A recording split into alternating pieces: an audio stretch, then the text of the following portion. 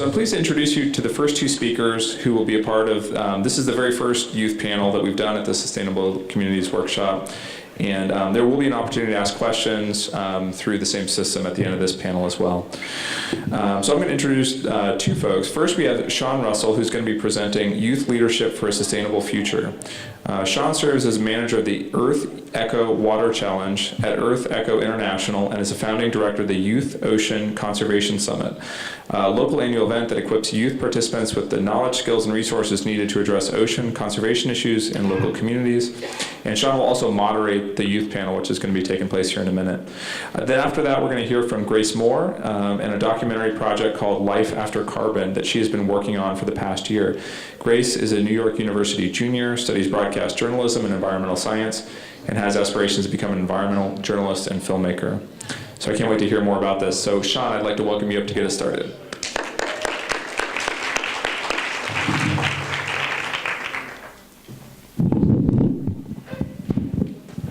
Perfect. How are y'all doing this afternoon? Slide out here. Oh, we're going to bring that up. I need to get that morning enthusiasm back in here. How are y'all doing this afternoon? There we go. I like it. All right. Thank you all so much. My name is Sean Russell. Again, I run the Youth Ocean Conservation Summit program and work for Earth Echo International. I'm thrilled to be here with you all today to speak to a topic that's really something that I'm really passionate about, the role that young people play in the sustainability field and the work that we do every day. So excited to introduce our panel and really let them dive in just a few minutes. But wanted to set the stage by just sharing a little bit of background on my story growing up as a young person in the Sarasota community, working on environmental and specifically ocean conservation campaigns and projects. And so to start off with, when we look at the big picture, we obviously see and know that we live on a blue planet. Our ocean and our waterways are really the life support system and tied to really every issue that we're talking about here today. But also when we look around and see our planet's marine ecosystems and our waterways, we recognize that they face a lot of challenges. Issues like habitat degradation, overfishing, overexploitation of our marine ecosystems, pollution, oil spills, and chemicals entering our environment, and the impact of plastic pollution, as we've talked about throughout the day. And when we look at the world, we see that we live on that blue planet. We also see a population of over 7 billion people. And our health and our daily lives are really tied to the health of the ocean and our waterways. And of that population of over 7 billion people, we see that nearly half are under the age of 25. Are young people, just like the ones you're going to hear from in just a moment. And therefore, if we're serious about addressing the big picture sustainability challenges facing our planet, we can't afford to write off young people as leaders of the future. Instead, I think it's really important that we identify those meaningful opportunities to engage young people as collaborators in this work, as equal partners in this work, and find innovative ways to collaborate across generations. And so for me, in my story, I grew up in the Sarasota area, connecting to the marine environment at an early age, and got involved in a local 4-H club, where I had the opportunity to learn more about marine science and environmental conservation through a hands-on approach. And that interest in ocean conservation, or marine science, quickly led to my interest in ocean conservation, getting out by local 4-H club, volunteering for beach cleanups, and habitat restoration programs.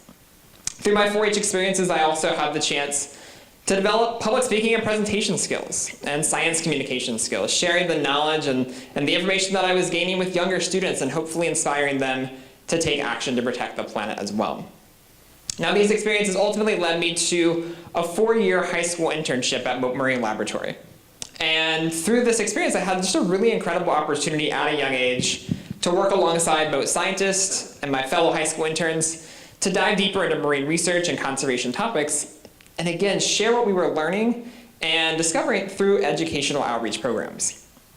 Now, one of the unique experiences that I had during my time in this program was the opportunity to spend 2 years working on a study of human-dolphin interactions in Sarasota Bay with the Sarasota Dolphin Research Program, the world's longest-running wild dolphin research project. And during that time, my fellow interns and I went out with boat scientists and observed and collected data on the interactions between humans and the dolphins right here in our own backyard. And again, took what we were learning and gaining and shared that by developing educational outreach campaigns and programs dedicated to protecting wild dolphins and keeping them safe. Now, for me, one of the issues that really stood out to me during this work and at this time was the devastating impact of improperly disposed of monofilament fishing line on dolphins and other marine wildlife. Now, scientists estimate that the fishing line can take up to 600 years to break down if it enters the environment. and during that time can really wreak havoc, entangling, injuring, or killing a wide variety of marine organisms, not just the dolphins you see here, but sea turtles, manatees, birds, and pretty much any other species you can think of. Now, the good news for me is that there was a great solution to that challenge in the form of fishing line recycling bins, like you might have seen them at fishing piers, boat ramps, coastal areas across our state. But the challenge we were seeing is people aren't always fishing in an area where they can access one of those recycling bins. Maybe they're out on a boat or a kayak, they're in a remote area, and they need a conservation tool to keep their fishing line out of the environment until they can properly recycle it. And so during my time at MOAT's intern program, one of the scientists I was working with, Kim Bassos-Hull, came up with a really great solution to that challenge in the form of a personal-sized fishing line recycling bin made from a recycled tennis ball container. And for me, this was something that really sparked my passion and my enthusiasm to want to address this issue. It was something that I thought, this was a tangible solution, something that young people could get behind and get involved in their communities. And so with this solution in hand, in 2008, I launched the Stow It, Don't Throw It project as an initiative with my local 4-H club and Moat Marine Laboratory, with the goal of engaging 4-H youth in my community and across the state of Florida in assembling 1,000 of these recycling bins while educating the public on the importance of this issue. And what started out as that one-year 4-H community service project quickly expanded as a result of the passion and the enthusiasm of the young people getting involved in this effort, and incredible supporting conservation organizations, science centers, zoos and aquariums, after-school programs, youth groups, who came alongside these young leaders and helped support and amplify their work. And again, what started out as that one-year project now continues to grow organically across the country, still driven by young people at its core, who've made over 25,000 of these recycling bins from the tip of South Florida to islands off the coast of Alaska and everywhere in between. And for me, working on this initiative and seeing how enthusiastic young people were about plugging into this solution to this particular challenge really motivated me to want to create an opportunity where we could train young people with the basic skills and knowledge needed to launch their own ocean conservation projects around any issue they were passionate about. And so in 2011, I went back to the amazing team at Moat Marine Laboratory, and we created the Youth Ocean Conservation Summit. Now entering its 9th year, this program annually brings together over 200 youth adults from across the country and provides student participants with the chance to learn more from mentors and explorers, conservationists from locally in the area. Each summit is kicked off by amazing keynote speakers who share inspiring messages of their work in marine science and conservation. And our attendees have the chance to sit down and hear from their peers and be inspired by other young people who are already leading conservation campaigns.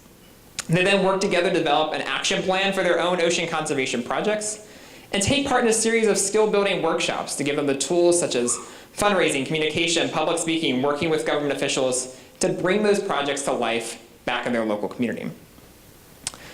To date, we've been able to grow this program not just going into our 9th year here in Florida, but through the launch of student-driven satellite summits across the country. Again, driven by the enthusiasm and passion of young people wanting to take this model and this idea to their own communities. Now hosting these in 12 cities to date and continuing to grow across the US and abroad.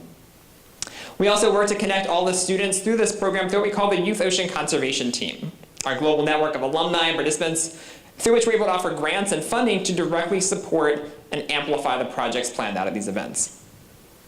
And for me, I'm excited for you to meet some of our alumni in just a few minutes and other amazing young people from the Sarasota area working in this space. But all of these experiences ultimately led me to my work and role now at Earth Echo International, which is a nonprofit environmental education organization founded by Philippe and Alexandra Cousteau, the grandchildren of ocean explorer Jacques Cousteau. And all of our work and mission is really focused on exactly what we're talking about here today, empowering young people to act now for a sustainable future.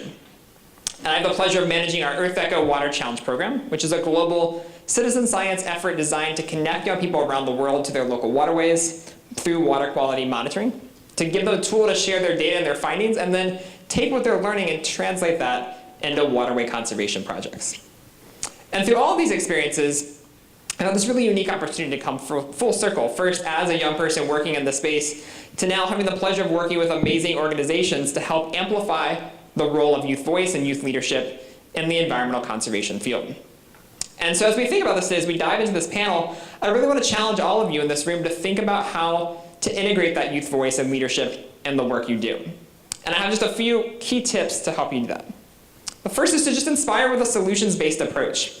As we've talked about, and I think a key theme throughout the day has been and the power of solutions. Solutions are what motivate and inspire people to take action, and really replace that feeling of disheartenment with one of hope as we look to what can be done in this space.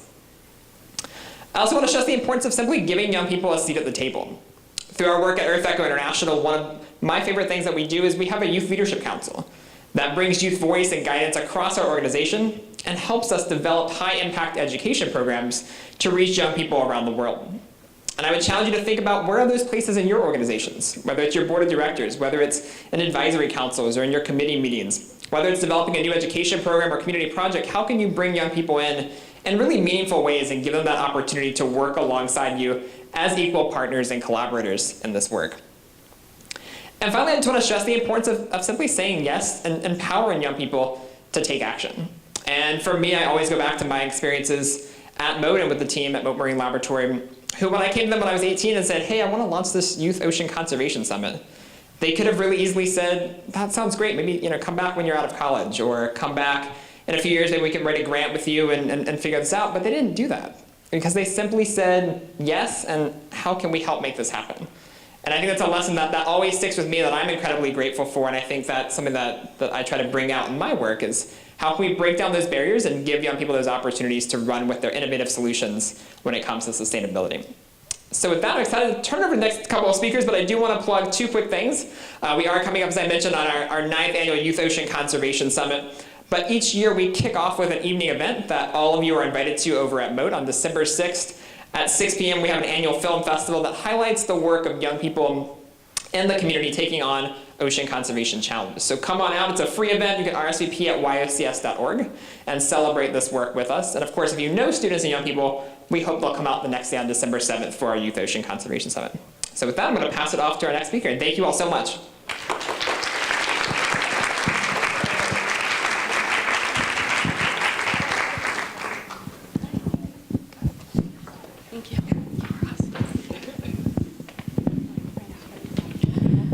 Hi guys. This here.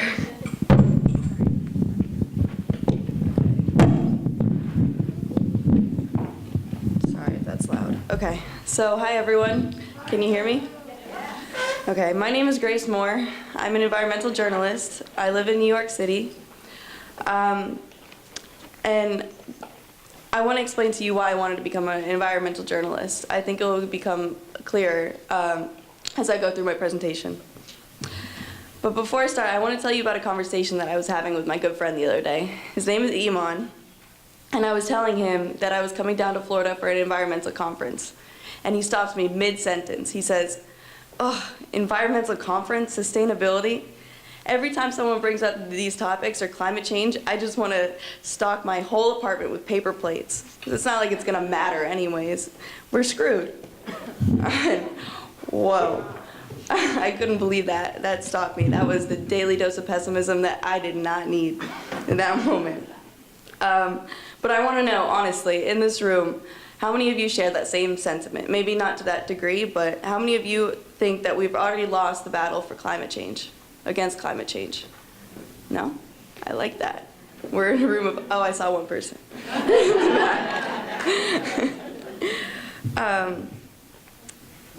So I like that. We're in a room of optimists, but the optimists tend to live in, they tend to come to places like this, like sustainability conferences. You know, I don't think we can represent accurately the typical demographic.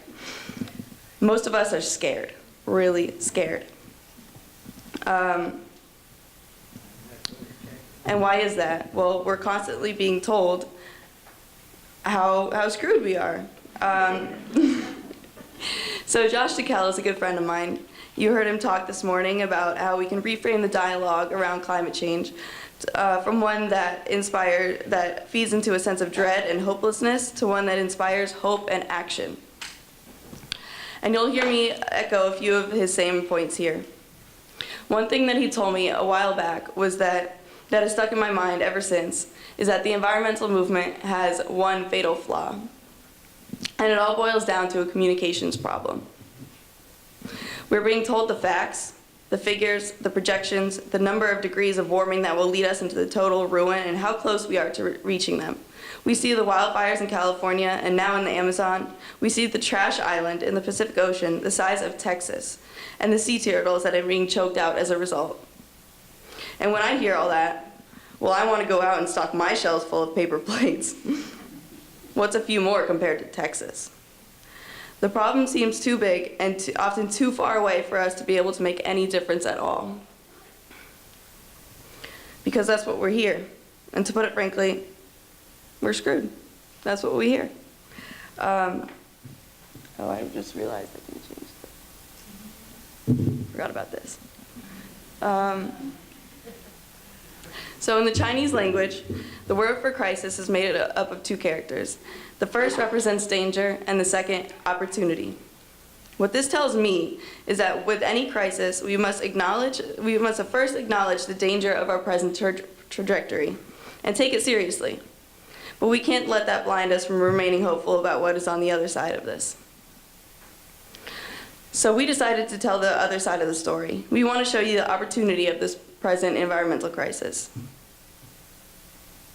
By a show of hands, does anyone know who this guy is?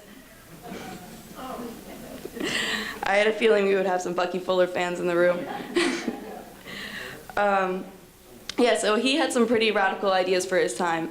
I think the main idea being the philosophy of Spaceship Earth.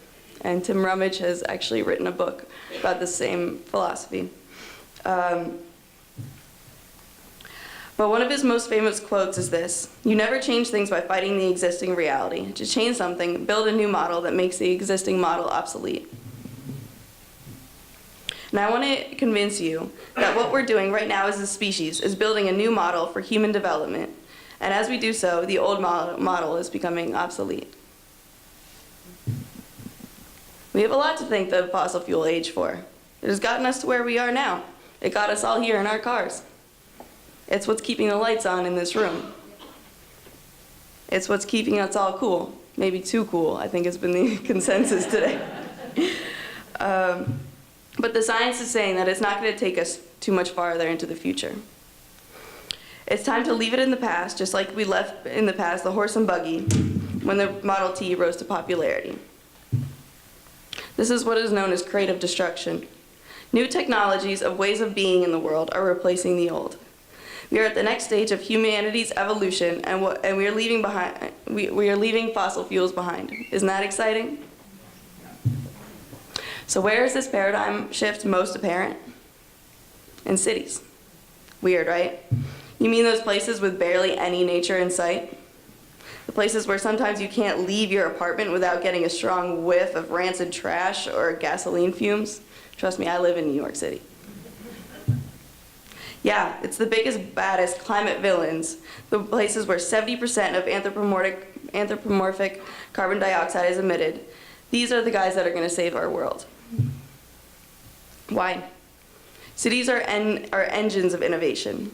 Anytime you get millions of people crammed together into a few square miles of space, what happens is that there's a massive implosion of human potential and creativity. The diversity of cultures, ideas, and people give light to the most innovative and holistic solutions on the market. For this reason, we think of a city as a sort of laboratory where leading-edge climate innovations are first applied and implemented. Also, their policies are more dexterous than at the national level. When America pulled out of the Paris Climate Accord, hundreds of cities around the world made the pledge to uphold the targets of the treaty anyways.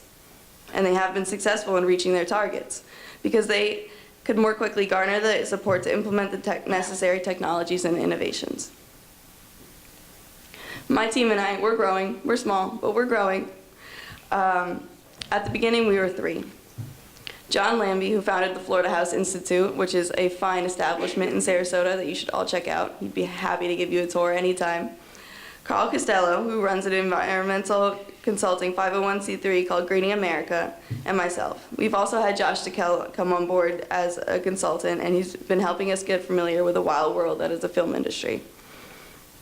We've been following the story as it's unfolded for a while. We've seen this radical transformation of cities in action. We first saw it in San Francisco at a trash dump. Not just any trash dump, though, explained the head of Recology, Robert Reed, as he offered us a whiff of fresh compost to smell.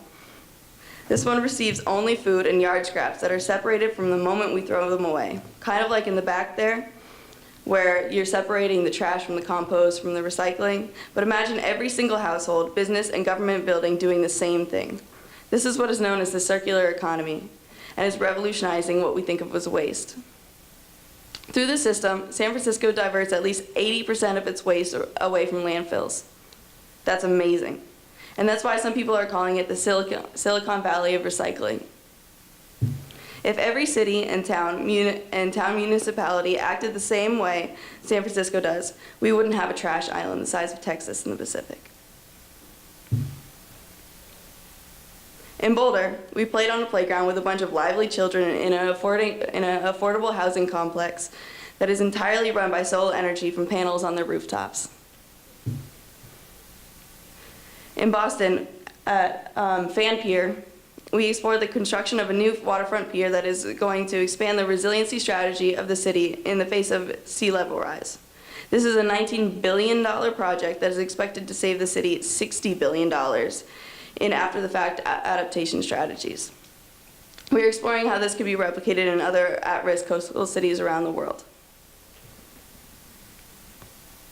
So what we're doing here is we're illuminating the pathway towards achieving creating what is known as a regenerative city. This is one that works within the context of our natural environment instead of against it.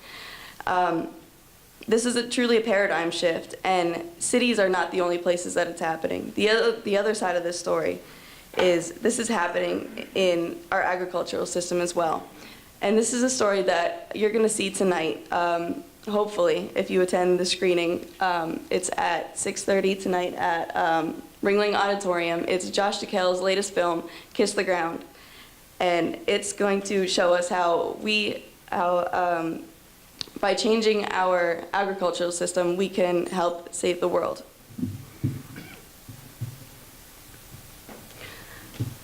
So we are just at the precipice of this transformation, but it's taking off. We want you to join this movement and allow yourselves to be responsible for building the future. This is not limited to cities. These solutions are going to be necessary everywhere. I know we have a panel of young people after me that are leading this charge here in Sarasota. So learn from them, support them, help them bring these solutions here to Sarasota. Thank you.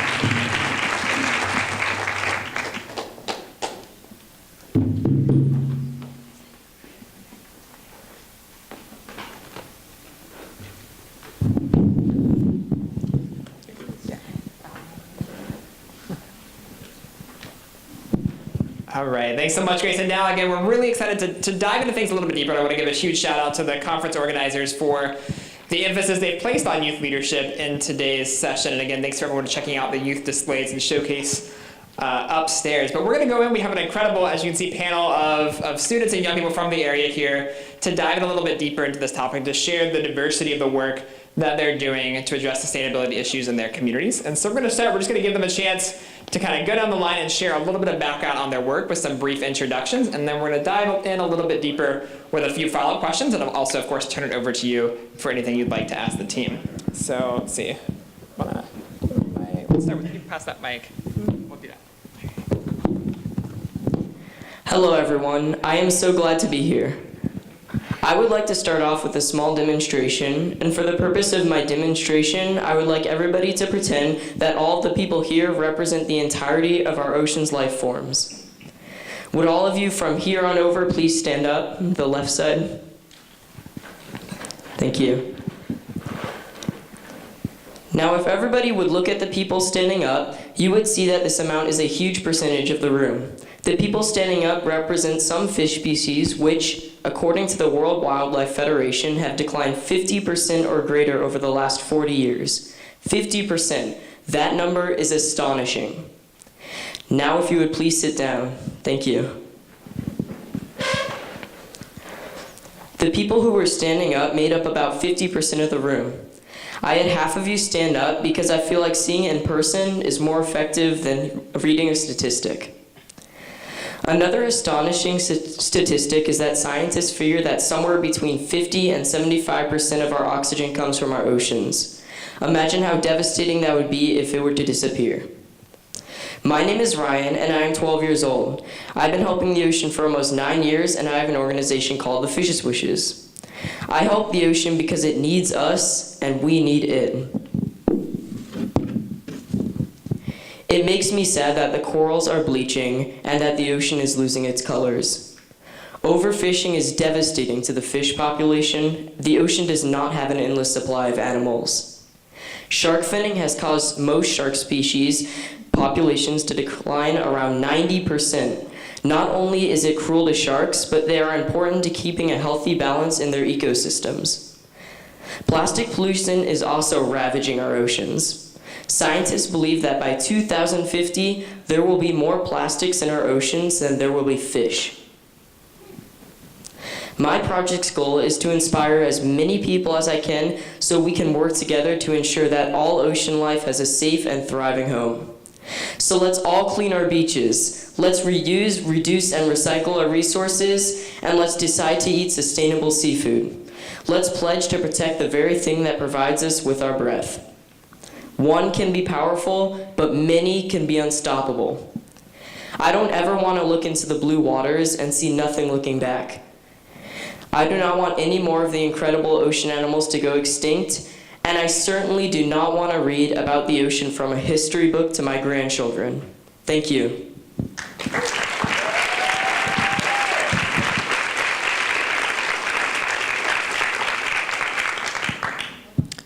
Hello, everybody.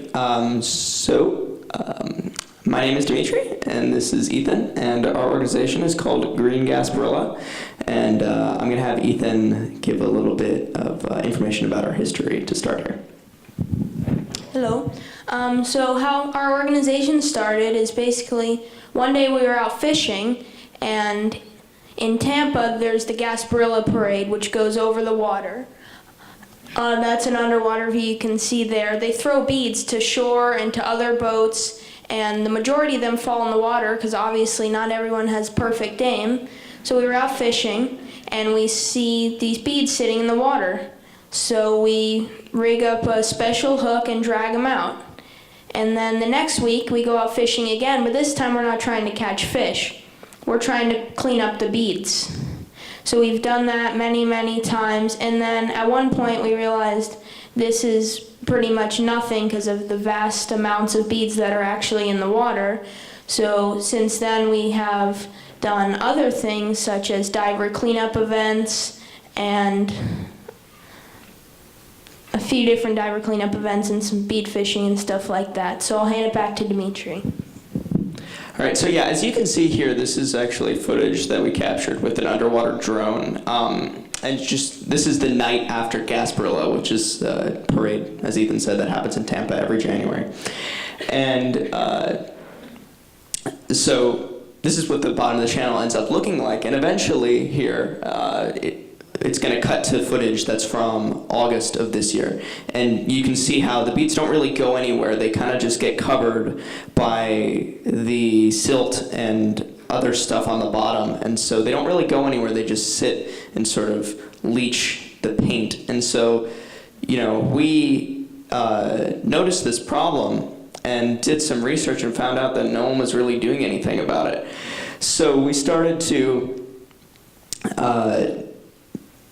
our organization called Green Gasparilla, and our goal is to raise awareness about the problem, which obviously this video helps to do that. And we have organized some cleanup events, as Ethan said. But what we've come to realize over the past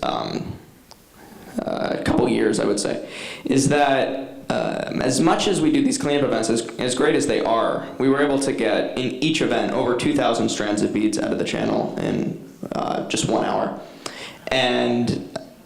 But what we've realized is that that's hardly a drop in the bucket. There's over 1,000 boats that show up for this parade every year.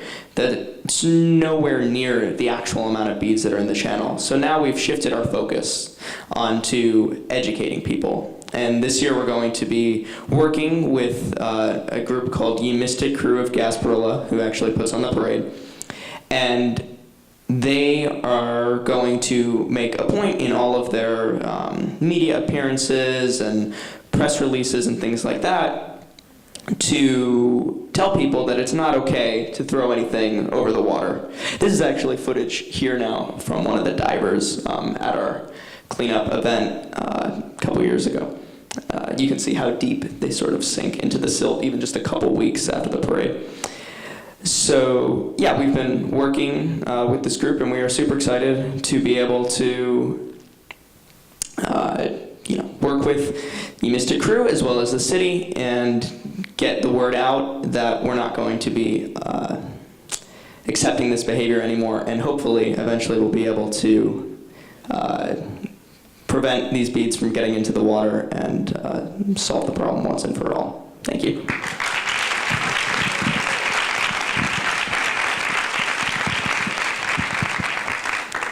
Hi, my name is Sadie Hawkins. I'm the founder of STOP, which stands for Stop Toxic Ocean Pollution. My mission for STOP is to educate my community on the everlasting effects that plastics and carbon emissions have on our environment, with my main focus specifically being on our marine ecosystems. As most of you know, plastics are made from fossil fuels like oil and natural gas. They release toxic emissions when extracted from the earth. Global plastic consumption has quadrupled in the last 40 years, and if the consumption of these fossil fuel-made plastics continues apace, the industry will carry a massive carbon emissions load by 2050. I began my journey as an activist and ocean conservationist in 2016 in the Moat Marine Homeschool Advanced program. I became aware of plastic pollution and climate change and began to feel extremely alarmed and scared for my future. I founded STOP in early 2017 after attending Youth Ocean Conservation Summit as an 11-year-old. I started talking to the managers at the restaurants I visited and eventually convinced many to eliminate plastic straws and polystyrene to-go boxes. I also worked together with many local environmental organizations like Rethinking Plastic, Sarasota Environmental Alliance, and Sarasota Students for Climate. Together, we are diligently seeking to improve recycling efforts in our schools. We gathered 600 people for a climate strike, and most importantly, we have helped more people become environmentally aware. When you go home tonight, take a look at the amount of plastic in your house. Your plastic grocery bags, your to-go box from lunch yesterday, your shampoo bottle, your water bottle, and your polystyrene to-go cup with a plastic straw, just to name a few. Mass production of plastics is a leading contributor to climate change.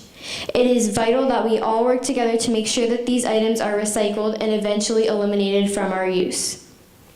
I worry for the Earth's and the ocean's future, and therefore I advocate in the present. Thank you. I appreciate you all being here.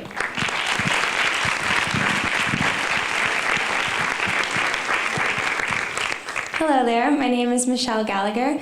I'm a senior at Riverview High School in the International Baccalaureate program, and I am one of the core leaders and founding members of the Sarasota Environmental Alliance. Sadie herself is actually a part of it.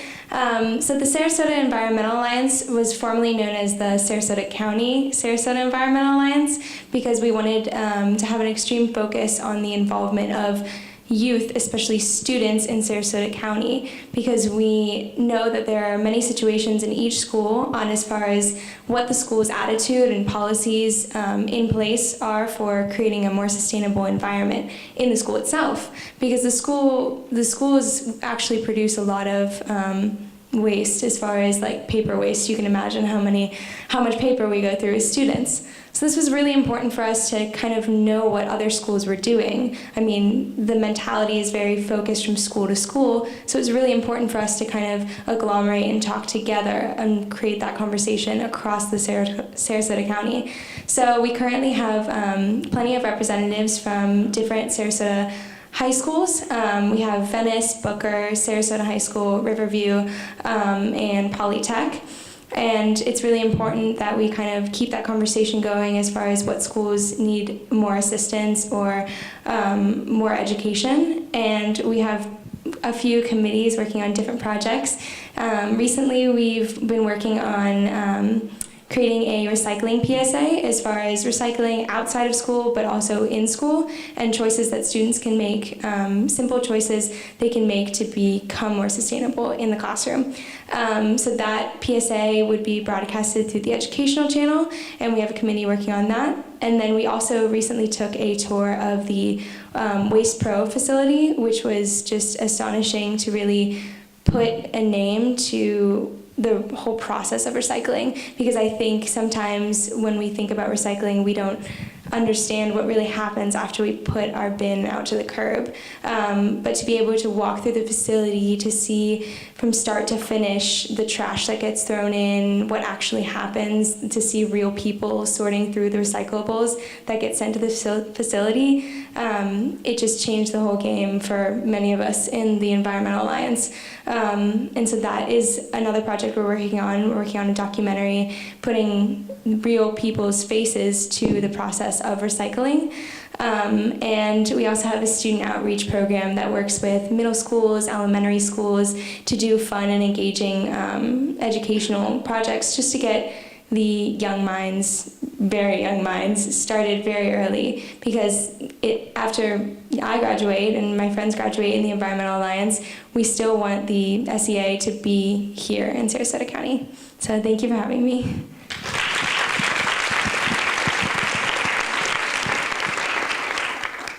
So my name is Madison Markham. I was actually not raised in Sarasota. I'm from up north, but I'm not a snowbird. I was raised in Jersey, and then I moved here almost 4 years ago, and I very quickly noticed the differences in the environment.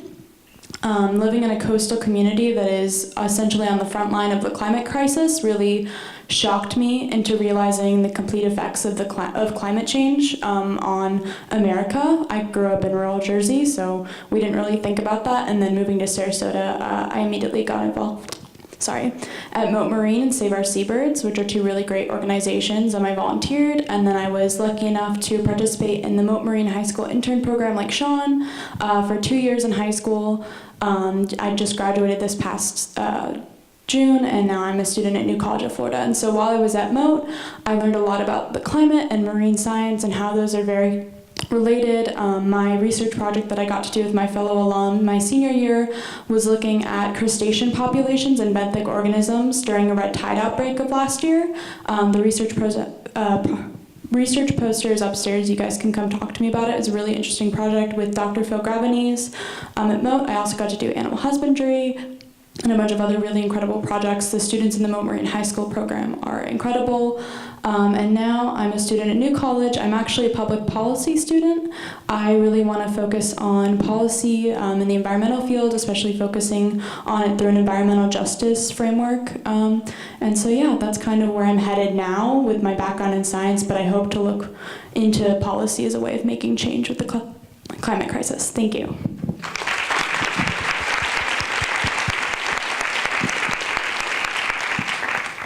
Hi, my name is Lilly Benitez, and I'm also a student at New College. I am one of the vice president of Green Affairs at our school. The Council of Green Affairs is a completely student-run sustainability council, and we are in control of a fund called the Green Fee, which every student pays just part of their tuition towards the Green Fee, and it is a resource for sustainable initiatives on our campus. So through the Green Fee, we've been able to do several programs, such as we have a composting program. So we have composting bins that go out throughout the dorms, and each student can request an individual compost bin, and that is processed by our compost TAs, which are paid through the Green Fee. And there's also a class that students can take to learn about composting. We also have a student-run organic garden and food forest. There's also a class that students can take to learn about organic gardening and sustainable gardening, and that's also funded through the Green Fee. We also have several zero waste initiatives on our campus. So we're a post-landfill action network. member. So through Plan, we are able to get resources to like discounted products such as reusable water bottles or menstrual products, which we then buy and distribute to the student body for free. We also have a newly formed green team with our zero waste TA, and we have 6 eco reps. So they work with dorms and staff to try to move sustainability initiatives along, specifically focused around zero waste and like reducing plastic on campus. They actually just went to the Student for Zero Waste conference and presented on our composting program and the green fee, and they did awesome. I'm proud of them. We also have some climate change initiatives going on right now. We are working on a climate change action plan. Well, there's an action plan being updated right now, and we are working with the person who's writing it to give student input. Through the Green Fee, we also have free bus passes for all new college students so they can take the bus around Sarasota to reduce fossil fuel emissions. We also have several educational events. At the beginning of this year, we had a climate change teach-in right before the climate change march downtown. And this weekend, we're going to do a DIY event where students can learn how to make their own toothpaste and deodorant and whatnot. So yeah, that's us. We're a very small school, but we have a lot of big goals, and we hope that New College can be a leader in colleges and sustainability. Thanks.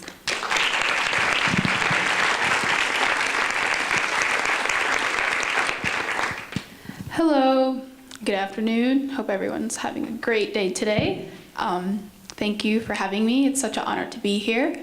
My name's Izzy Uribe. I am 17-year-old. I am a 12th grader at Lakewood Ranch High School, and I am also the vice president of our Marine Conservation Club at our high school. Today, I just wanted to talk a little bit about the importance of youth initiative. To me, I have always been involved since I was a kid, especially thanks to my mom. Thanks, Mom, you're the best. But I found it that when I used to live in Mount Prospect, a little suburb outside of Chicago, and coming down to Florida was just a big smack in the face. Everything was different, and I realized there was so much more youth and just more care about, hey, like, this is our environment, let's do things for it.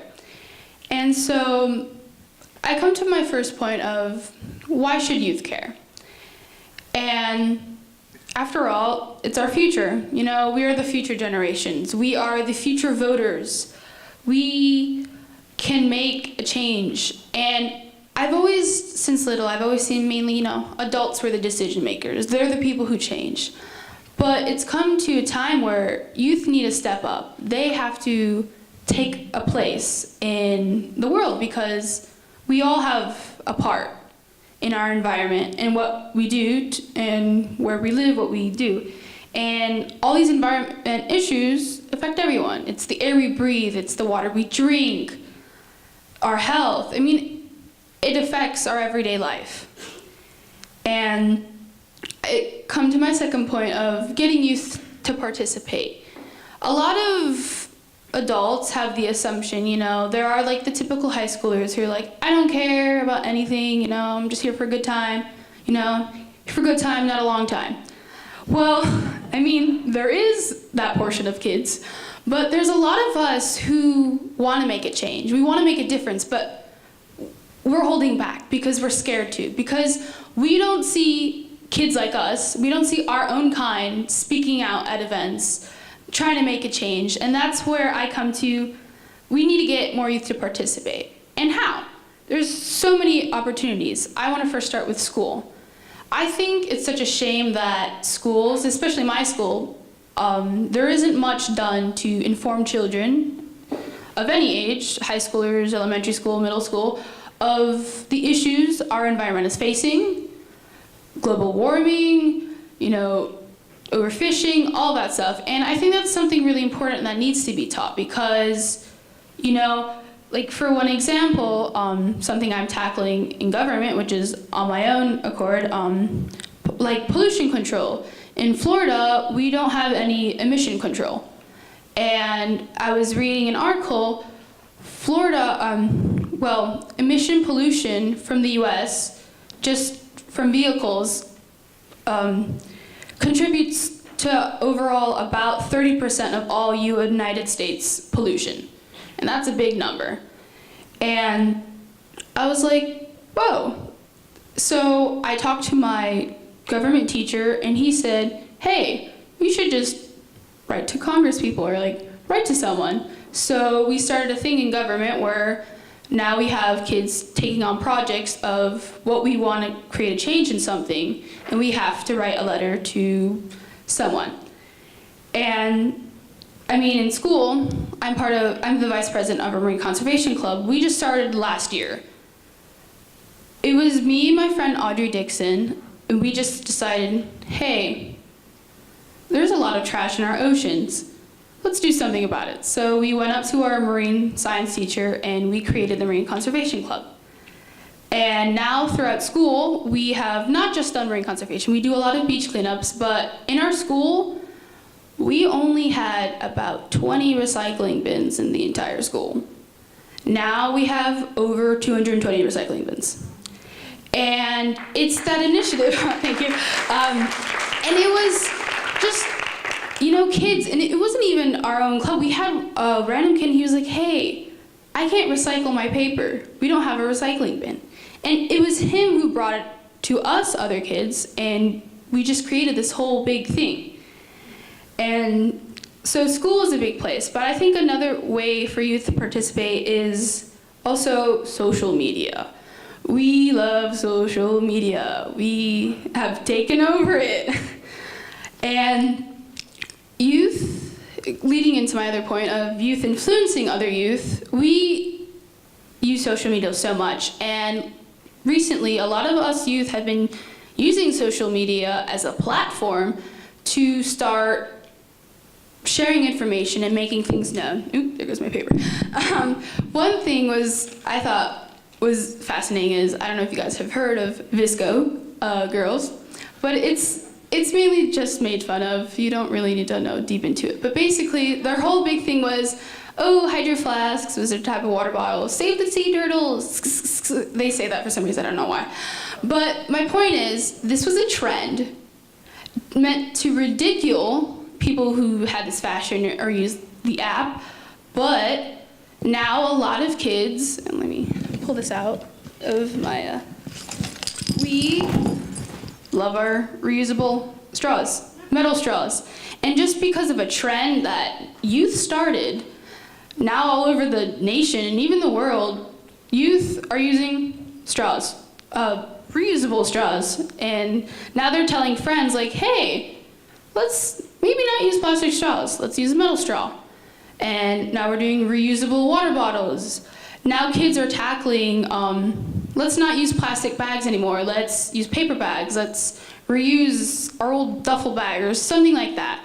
And so, to me, youth influencing youth, as well as just because youth look up to other youth, you know, elementary kids look up to the middle schools, look up to the cool high schoolers, all that shebang. And if we youth tell each other, hey, this is not right, let's make a difference, we can cause so much more of a change. And then to my final quick point of just having fun with it, you know, a lot of the time, since it's like that stereotype, teens don't care, kids don't care, we do. But at the same time, we do like having fun. So making things fun, making it creative, really causes a difference. For example, my club, we went to a beach cleanup.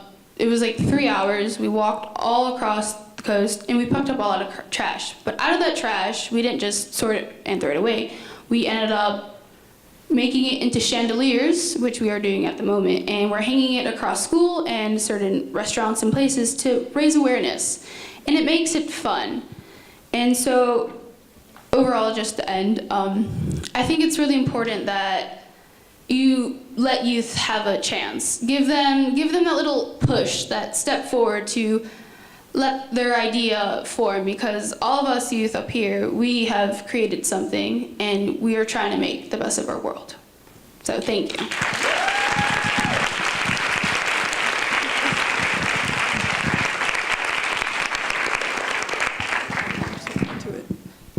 Is this on? Maybe? No, yeah. Oh, there we go. Perfect.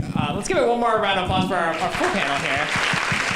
We've got, again, hopefully that just gave you a brief snapshot of some of the diversity of work that young people are driving in our communities, and I encourage you, we'll dive into a few questions here, and really want to turn it over to all of you as well. So if you haven't already, plug in some questions for the audience. I'm going to ask one or two, and then we'll dive into, we've got plenty coming up on the screen here as well. This is great. So real quick, just to dive in, I want to ask Michelle, if you can share just a little bit more about kind of what unique skills and experiences that young people bring to the table. We've talked a lot about the importance of giving young people the voice and the leadership roles, but what kind of skills and experiences do young people bring at an early age to this work? Yeah, I think I love the idea of growing greener generations, because youth have this unique skill set that is not exclusive to youth, but we have this foresight, because when we talk about the lofty image of the future, it's not this, for many, it's not this tangible thing that they can see themselves in or they know exactly where they'll be. But when we talk about our future, that's very real for us. We talk about the future a lot, especially leaving high school. People constantly want to know what our post-secondary educational plans are. So it's most important that we talk about what our Earth will look like in the future. So we have this unique skill set of having this foresight and this determination to take that into our own hands. We also tend to be more idealistic. We have this hope and this joy and passion for seeking the good in things, and I think that this bleeds through into our hope for the future. We realize and we are educated on the realities of our situation, but we still have this passion to bring in the good and look for solutions and everything. Excellent. Thank you for sharing that perspective. We've got a few great questions coming in, so I want to turn it over to these questions. I see some key themes throughout all of this, and I think one we see already a couple questions around is, what support do you need from adults? What support do you need from this community that's in this room? And if even briefly, if whoever wants to jump in and start with that question, but I'd love to hear just a quick snippet from each of you about what is that support? What could you use in your work from adults and other community members? I think mainly adults can just help by spreading the word and sharing that they're on board with what we're saying. I think a lot of kids sometimes get involved and then it kind of goes by the wayside, and they may need that adult to say, you know, well, I heard about it too and I think it's really great. I think you should continue doing it, and maybe have their help a little bit too. Yeah, basically just spreading awareness, telling everyone you can about it. If there's a volunteer opportunity to spread awareness or for a cleanup or something like that, always volunteer. Yeah, so I would say a lot of times us youth, when we get into these kinds of projects, you know, we start something, but we don't necessarily have like all the connections to help grow it and spread our message more effectively. So working with adults who are better established in the field to help spread awareness, but you know, just also to help with networking so that you can you know, grow your project, organization, whatever it is. In that way, that's definitely something that adults can help with. Okay. Madison, do you want to jump into that as well? Go for it. I think something else that's really important to consider is accessibility. If you're opening a seat at the table for youth to join, but you're holding your meetings at 2 p.m. on a Wednesday, that means young people are not going to be able to come because they're going to be in school. If you're holding your meetings in an area that is not accessible by public transportation and there's a fee, that's going to cut out college students. So I think it's thinking about accessibility as a barrier to involving young people and removing that barrier. That's a great point. Grace, I see a question here for you as well. Are there webcasts of Life After Carbon, and where can people get more information on your project? So our project is currently kind of in a transition stage. It still has a long way to go. I've been sending out newsletters, which I'd love to put anyone on the list if they're interested. The webcast we don't have yet. We thought about putting together an initial web portal to start getting the messages out early on before we have the final product out. But yeah, right now I think the main source of information is going to be this newsletter. Excellent. Thank you. And I guess connect with Grace afterwards for more information. Yes, as please well. connect with me Perfect. afterwards. Sadie, I want to turn a question over to you. I know you started this work, and actually both you and Ryan, when you were, well, I shouldn't say all of you started this work when you were incredibly young, but I want to share this question about how do you work with older people who don't care, especially those that say it will never impact me in my lifetime, or those who might dismiss you because you're young, because of your age. I don't know if Sadie or Ryan, if you guys want to weigh in on that, go for it. I think that a lot of adults and specifically older people kind of just put it to the side because they think, this isn't my future that I have to worry about. I won't be here in 80 years when the world is not in a good place. But you kind of just have to talk to them and say, what about your grandchildren? What about your children? Do you want any more life? What about your dogs? There's a lot of people that don't have kids or don't have grandkids, but what about the animals? What about the world actually? Like, how are we supposed to maintain how we're living? And then I also kind of say, like, you got to live this incredible life of what you did, but what about me? What about my future, and what can I do? Great, thank you for that. Ryan, do you want to add anything from your end to that as well? There may be some people who don't want to help, but just try to encourage them to the best you can. Like, keep talking to them about it. And like she said, the grandchildren and the future, all of that should matter to them probably, because it's the world that they've lived in for their whole life. So they've got to care a little bit about that, so yeah. Great, thanks for that. Again, just kind of meeting people where they are and finding those common grounds. For Lilly and Izzy, I see some questions in here about, you were talking about your work at school and on-school campuses and broadening the base of young people involved in the environmental field. And we've got a question in here about how can we get more young people involved and how do we ensure we are including all voices at the table? I don't know from your experiences at school campuses, working with diverse groups of young people, if you have anything to add to that question. Yeah, that's a good question. I think I've been pretty fortunate that most students on my campus really want to be involved. So that's like really heartwarming and has like made it kind of easy for me. But definitely like having a student who wants to be involved and helping that student become like a leader is kind of taking it to the next step. So really just working with trying to find like where students are, what they're passionate about, and giving them the tools and like using my experience, like working with different committees on campus and whatnot to like facilitate their passions, I guess, on campus. Yeah. I would say that, sometimes it is hard to ask youth their opinions because sometimes, some are timid, shy, but for our school, there's times where last year our club was mainly just our officers, which is 5 of us, plus like 3 other kids. So there's like maybe 7, 8, 9 of us. This year, because we talked to some adults, we got some teachers on board, they spread it out. Now we jumped from less than 10 to up to 40 members just within a year, and that was so surprising to us. And there are times we try to go to either youth to youth, we try to say like, hey, join, and they're like, no.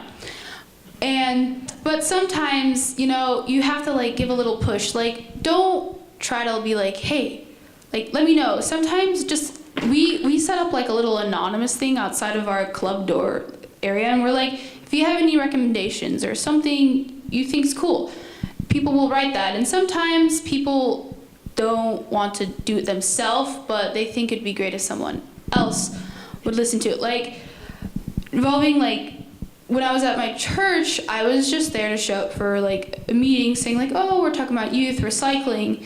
And that's where I met Mr. Vandenberg, who's the one that introduced me to this like entire thing. I never thought I'd be here talking to a bunch of adults about youth, skipping AP Spanish, going here, but it's that initiative that adults have. It's the openness you guys can have, and just be like, just listening, I think, and a lot of openness is what will really help. Excellent. Great feedback, great perspective. We're coming down to the wire on our time, so I want to ask real quickly. I know there's a couple of specific questions for some of the groups up here about their specific projects. Please, they've got booths upstairs. Come find them afterwards because they'll be around. But real quick, if you guys can take maybe 10 seconds each or a sentence each and say, what is that one thing? What gives you hope and motivates you for the future as you work on environmental and sustainability projects? Good one to think on. I think what really motivates me is seeing the differences we can make and see like the satisfaction one can gain from that. You know, like, we made a difference, we're doing something good. I think for me it's this, like being in the presence of all of these amazing young activists, like that's what keeps me going. I'm kind of a climate nihilist, so I need like extra. I love everybody around me, and that's really important, but the other component is being out in nature and seeing what I'm trying to save. I love birds. Honestly, what motivates me is knowing I have an SEA meeting on a Sunday morning and going to Barnes & Noble and seeing 15 plus students just there to talk about how much they love the environment. Yeah, I think it's really inspiring just to see how many people will actually listen to you and then do something about it and not just not care. Just seeing all the people who show up to the strikes and all the events and everything, and you can just see how many people care about it and people are still coming on. Yeah, it's great to see all of a sudden, you know, everybody's sort of starting to wake up to it. I helped organize the climate strike in Tampa, and we had over 300 people show up, and you know, it was a lot of students that maybe hadn't thought about this kind of thing before, and now we're out protesting about it. So that was really cool to see. What motivates me is just thinking about all of the beautiful creatures in our oceans and knowing that I can help to help them. So. This might seem counterintuitive, but I think what motivates me is just the scale of the problem. I mean, this is a problem that hits everyone in the world. No one is going to be left unaffected, and I think that's really unified us in a way that's been unprecedented. It's bringing Republicans and Democrats together. It's bringing the young and the old together. It's you know, it's a multi-generational solution, and I think no problem can withstand that level of unity when we all band together to really tackle this thing. Wonderful. That's such a great point to end on, I think. Again, give them a round of applause.